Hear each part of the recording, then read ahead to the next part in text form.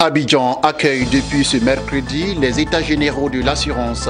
Pendant 3 jours, les acteurs du secteur de l'assurance vont définir les stratégies pour gagner la confiance des populations et relever ainsi le taux de pénétration de l'assurance qui est seulement de 1% sans la zone CIMA, la conférence interafricaine des marchés d'assurance.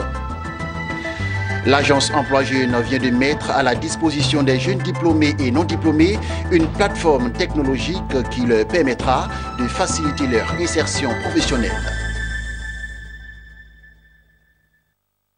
Bonsoir à tous et à toutes et bienvenue sur Business 24 Africa.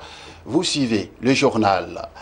Abidjan, la capitale économique ivoirienne, accueille depuis ce mercredi la grande famille de l'industrie de l'assurance africaine.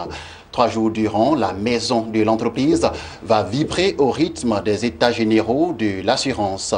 Organisée par la CIMA, la conférence interafricaine des marchés d'assurance, en partenariat avec la FANAF, la Fédération des sociétés d'assurance du droit national africaine, les assises d'Abidjan permettront de faire le bilan du secteur et de définir les stratégies pour gagner la confiance des populations et relever ainsi le taux de pénétration de l'assurance qui est malheureusement de 1% sans la zone CIMA, la conférence interafricaine des marchés d'assurance.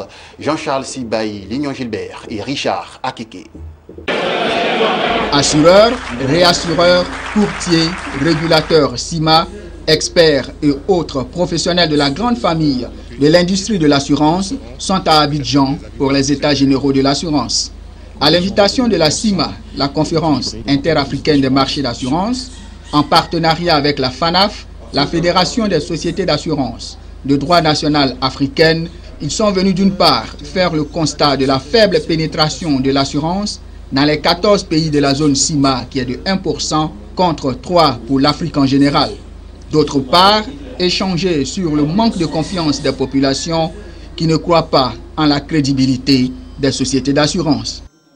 Nous renvoyons toujours aux assurés, aux intermédiaires et aux régulateurs l'image d'un secteur malade, l'image d'une industrie qui n'a pas su se réformer et se moderniser pour adapter ses services, ses procédures, sa gouvernance et sa communication aux exigences d'un environnement globalisé. Cette situation est d'autant plus paradoxale qu'au cours des dernières années, de 2009 à 2016 exactement, 28 règlements en lien direct avec la vie des entreprises ont été adoptés respectivement par le Conseil des ministres et la Commission. En lieu et place des objectifs visés, l'ampleur de ces réformes a plutôt induit chez les assureurs un sentiment de rejet et d'incompréhension. Au cours des 3 prochains jours, Monsieur le ministre, nous nous proposons d'identifier et de relever les défis anciens et nouveaux qui conditionnent le relèvement de la qualité et de la quantité d'assurance à travers l'assurance inclusive, l'assurance mobile, la microassurance agricole, dont les besoins restent largement non couverts. De saisir les opportunités que charrient les mutations de l'environnement technologique, caractérisé par la digitalisation des opérations. Le ministre ivoirien en charge de l'économie, Koné Adama, pour sa part, s'est voulu le porte-parole des populations, invitant les sociétés d'assurance à regagner la confiance en payant correctement et à temps les sinistres. Un accent particulier devra être mis sur l'accélération dans le règlement des sinistres, seul gage de crédibilité du secteur des assurances auprès des populations. Les sociétés devraient également faire preuve de plus d'innovation, notamment au niveau des produits offerts au public, surtout en direction des secteurs d'activité non suffisamment exploités. Plusieurs panels vont meubler cette 2e édition des États généraux de l'assurance. Les assises d'Abidjan vont prendre fin le vendredi avec la définition d'un plan stratégique 2018-2022. Les acteurs de l'industrie de l'assurance ont massivement répondu présent à ces états généraux. Au micro de notre équipe de reportage, ils livrent leurs attentes en ce qui concerne la digitalisation de l'assurance, le paiement des sinistres et l'adaptation des produits d'assurance. Le marché va être bousculé par tout ce qui est numérique et donc il va falloir que tout le monde puisse s'y adapter. les compagnies, la réglementation et puis la distribution avec l'ensemble des courtiers, agents, mandataires et autres qui s'adaptent aussi à ce qu'est la population en Afrique, c'est-à-dire 60% qui ont moins de 25 ans et qui voudront acheter de l'assurance autrement que ce qu'ont fait nos anciens depuis 40-50 ans. Il y a forcément un certain nombre de dispositifs qui devront évoluer, comme la signature électronique, comme le paiement électronique, comme le conseil, comme les contrôles qui doivent être faits sur les dossiers. Et puis je crois qu'il y a aussi un certain nombre de dispositions pour que, entre autres sur l'automobile, nous allons en parler, mais on ne soit plus avec une carte, une attestation d'assurance ou une carte brune papier, mais numérique, qui permettrait d'éviter toute fraude. Nous sommes les représentants des clients. Et quand tout à l'heure, M. le ministre disait dans son propos que donc, les sinistres sont mal réglés, là, quand on parle de sinistre, je pense que le courtier, c'est son service après-vente. Parce que nous sommes là pour amener les clients, leur proposer des produits d'assurance, en leur promettant en cas de réalisation d'un événement qu'ils seront rapidement indemnisés. Et si on parle de la faiblesse du taux de pénétration, je pense que ceci est lié plus ou moins à une image négative. Nous espérons que sorti d'ici, on trouvera des moyens, surtout au niveau du règlement des sinistres, de l'accélération des règlements des sinistres. Le paiement des sinistres, ce que le public doit retenir, c'est que tous les gros sinistres sont payés. Le problème qu'on a, c'est sur les sinistres corporels automobiles. C'est là qu'il faut qu'on améliore l'image des compagnies d'assurance. Donc on va analyser tout le processus d'indemnisation et voir qu'est-ce qu'on peut corriger. Je vous prends un exemple. Le code dit que la police ou la gendarmerie a 3 mois pour rendre le PV. Mais déjà, c'est 3 mois de retard. Comment est-ce qu'on peut réduire tous ces délais pour nous permettre d'arriver à une indemnisation rapide? Nous allons essayer de baliser de façon globale, de façon générale, tout ce qui tourne autour des thèmes qui sont véritablement d'actualité en ce moment dans le secteur des assurances. Donc notamment la micro-assurance, l'assurance maladie, l'assurance automobile, parce qu'à ce niveau-là, il y a encore vraiment beaucoup de problèmes, que ce soit au niveau du règlement des sinistres, que ce soit au niveau des prestations même, avec les prestataires, les bénéficiaires de contrats, les assurés. Donc, nous avons véritablement beaucoup d'attentes pour ces états généraux parce que nous espérons que les recommandations qui vont sortir de là vont véritablement permettre d'aller un peu plus loin par rapport à la pratique actuelle, à tout ce qui se fait actuellement. Propos recueillis par Richard Akeke.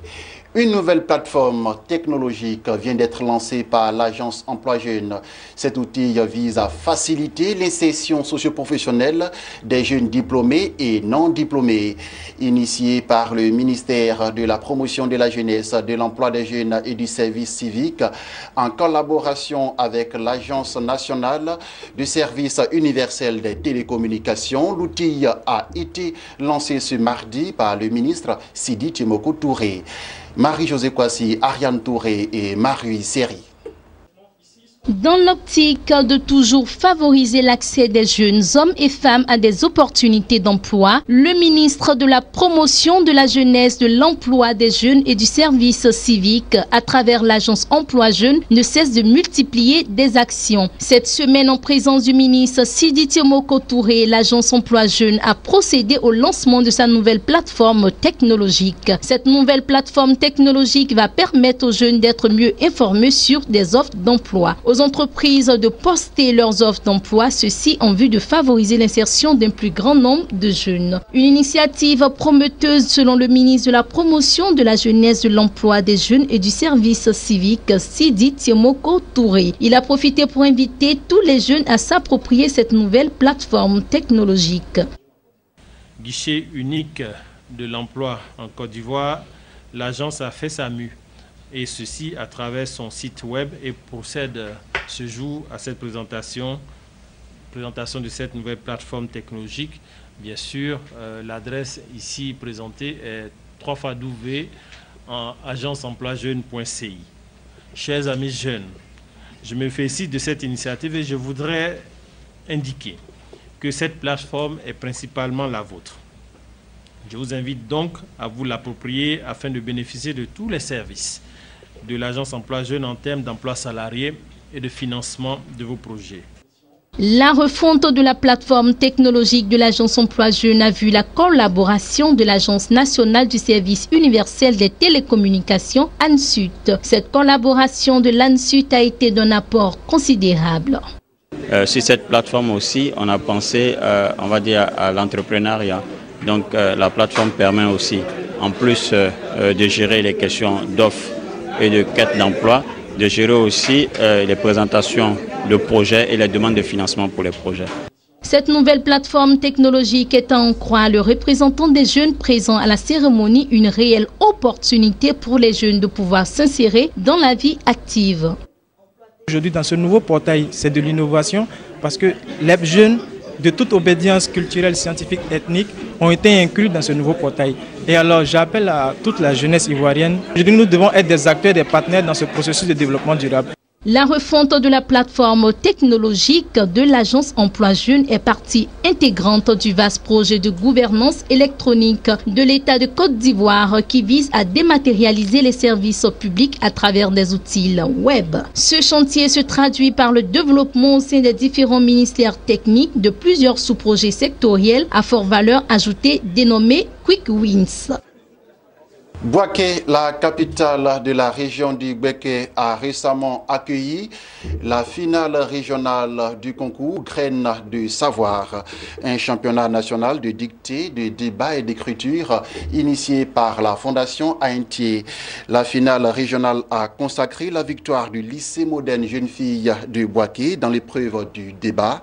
Le collège Henri Poincaré de Bouaké a quant à lui remporté le trophée de la dictée. Hervé Blayon.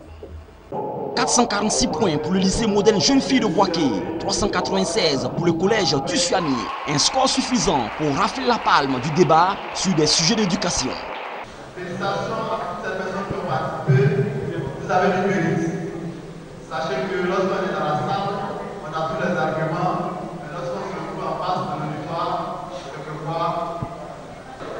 Faire un débat, c'est pas facile, mais nous sommes restés confiantes. Nous sommes venus, nous avons fait le débat. C'est moi dit grâce au débat, j'arrive à m'exprimer dans le public. Au cours de cette finale régionale, le meilleur débatteur a été aussi primé. Il vient du lycée municipal Djibo Sunkalo. Je suis très heureuse déjà d'avoir participé à ce concours organisé par Graines du Savoir.